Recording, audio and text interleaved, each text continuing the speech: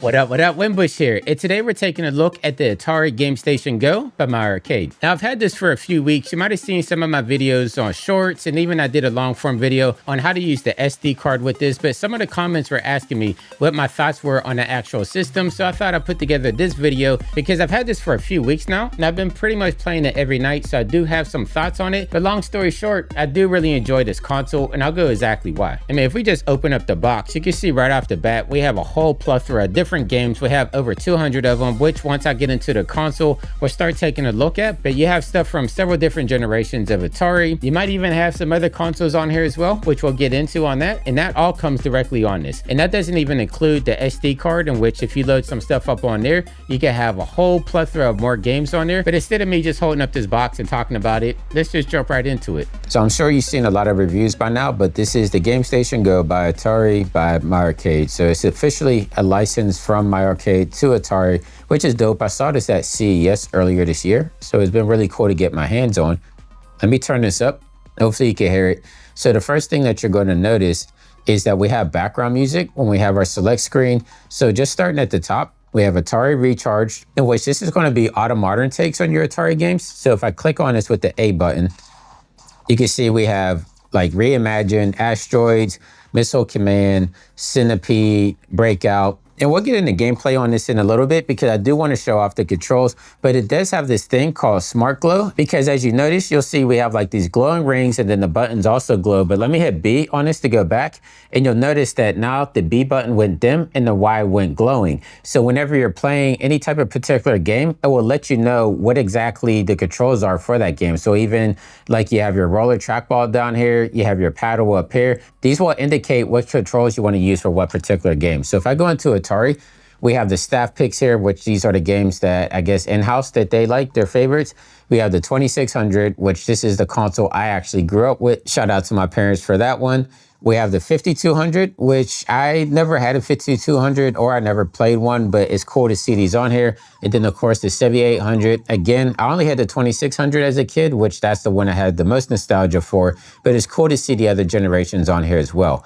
But the really nice thing is we have Atari Arcade. So these will actually be the arcade cabinet versions of the different games. So of course you have Asteroids on here, you have Atari Baseball, Football, you have all these different consoles, and it's just running there right here on your device. So if you've never seen these in an actual arcade, like I've seen a couple of these, right? Like of course I've played Millipede, played Missile Command, but a couple of these other ones I've never seen. So it's really cool that I get an opportunity to actually play those experiences right here on my handheld.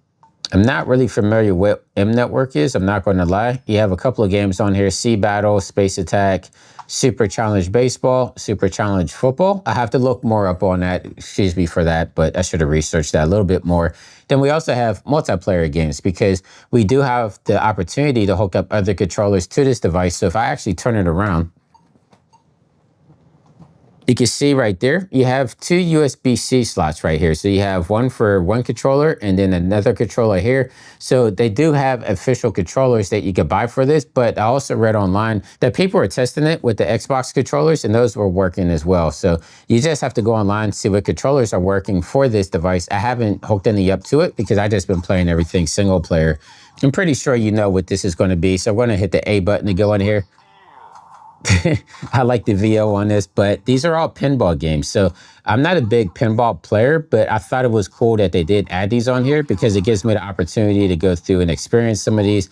But we have Devil's Island, we have Firestorm, you have the Missile Command, Mutation, and Barbarian. So these are cool that you can actually go through and play some of these. And I'm going to go back to some of the gameplay, but I just wanted to run through some of the menus. We have Pac-Man here, which we have three different modes of Pac-Man. So we have the one that I grew up with on a 2600. We have the classic mode, which I believe this would be the arcade version of Pac-Man. And then you have a speed up mode for you maniacs out there that, you know, you need that extra kick when you're playing Pac-Man. The ghosts are going to be moving faster. Pac-Man is going to be moving faster. For me, I like the classic mode. I mean, 2600, that's the one that I grew up with. But, you know, everybody, when they see Pac-Man, this is the one that they're thinking about. Now, if you watch my vertical review, you know that I was extremely excited to see Jellico on here. I'm a big Jellico fan, so I thought it was cool that they actually had Nintendo games on here and also some Sega Genesis. You can see we have Game Boy games on here. This is another NES game, City Connection, played that as a kid. Some more Game Boy games. So I thought that was really cool that they thought outside the box and they added other systems on here, not just Atari. But if I go back to 16-bit, this is what really got me excited because I'm a big beat 'em up fan. So just seeing Brawl Brothers on here, which is a Super Nintendo game, I thought that was extremely cool. I'm not really a big soccer fan or football, depending what part of the world you're in, but I thought it was cool that they added that. Hammerlock Wrestling, I'm not familiar with that, but it does look pretty dope from the trailer that they're playing in here. Operation Logic Bomb is a game that I've heard of, but I never had the opportunity to play. So this is something I'm definitely going to be playing through. But Rival Turf, like I said, I'm a big beat 'em up fan. So it's really cool to see some of these Super Nintendo beat 'em ups on here because I grew up with the Sega Genesis, but I was always jealous of my cousins because they would get these different Jellicoe beat 'em ups on Super Nintendo that I can only play when I'm at their house. So it's cool that I get to have that here on the handheld now. We have Jellicoe arcade games, which again, this will be the actual arcade cabinet versions of these games. So Avenging Spirit, Big Striker, which is another football game. Now moving over to Pico, this was a developer I wasn't too familiar with, but I recognized some of the games that were on here. Now these will be your 8-bit games, which would be like your NES, of course. So 8 Eyes, I'm not familiar with that. Bad Street Brawlers, this one kind of looks like River City Ransom to me. I'm not really familiar with that one at all either. And Nightshade, which I said in my other video, I know I played this somewhere. I'm not particularly sure where. Maybe it was on PC or something. But yeah, I'm not really too familiar with what console or what system this was on. But this one looks actually pretty dope. I do like point and click adventures. If we come down here to 16-bit, we have the Brave Battle Saga, which when I looked this one up, it made me extremely excited because this one, I want to say only came out in China, but this is an RPG. It kind of looks like Shining Force to me, which gets me really excited. That was one of my favorite RPGs back then. Thunderbolt 2. This looks like this would have been on the Sega Genesis. We have these Top Racer games, which kind of look like Outrun. Now, this was another one that was only released overseas, but when I looked it up online, I saw that it is available via Steam, like with English translation. So this is one of those ones that they did bring over to the States eventually on PC. These are the arcade ports for the Pico games. Now, if we look at the Gamestation Go, you can see that I have an HDMI cable coming directly out of it, going into that dual monitor setup that I have directly behind me. Now, this HDMI cable does come with this system, and as you can see, it's extremely large. I'm not sure how many feet it is, but you can see that I have it coming from here all the way back there. So that's the nice thing about this system is you can hook it up to your TV or any monitor and just use this as a controller and then use your monitor as the display. But enough with the rambling. Let me get into some of these games here, because I'm sure this is what you guys really want to see. Now, when I clicked on Breakout Recharge, you can see that these buttons started glowing. We have our scroll wheel up here glowing, and then we have the D-pad glowing. So when you're playing the actual game, you'll want to use the scroll wheel up here in the top left. But the reason this is glowing right now is because when you're doing the menus, you want to use the D-pad. Yeah, so if anybody's played Breakout before in the past, I mean, this is a nice representation of it. Like, I was playing this for a couple of hours the other night when I was just chilling in bed, and like, I've never played any of the Recharge games. I know they released them on PC. That's where they were available before. I'm not sure if they were on console before, but yeah, I really thought that these were cool that they remade some of these. And then if you want to go back, you just hit the home button up top here, and now you're back to the main menu. Now, if we come to Atari 2600, let's look at Breakout, because this one we're going to be using the pad, and then you can see that the A button is glowing over here. Let me hit start. Oh, dang, right off the bat.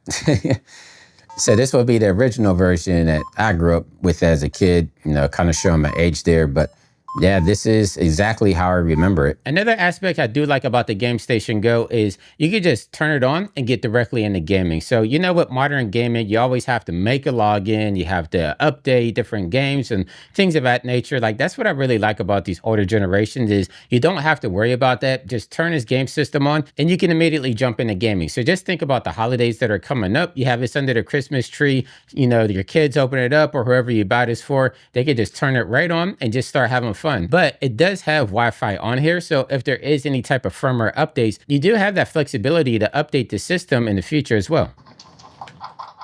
So you're going to be using, it has bumpers up here at the top, just like your Xbox controller or something. So we're going to be using the left and right bumpers to control the paddles here.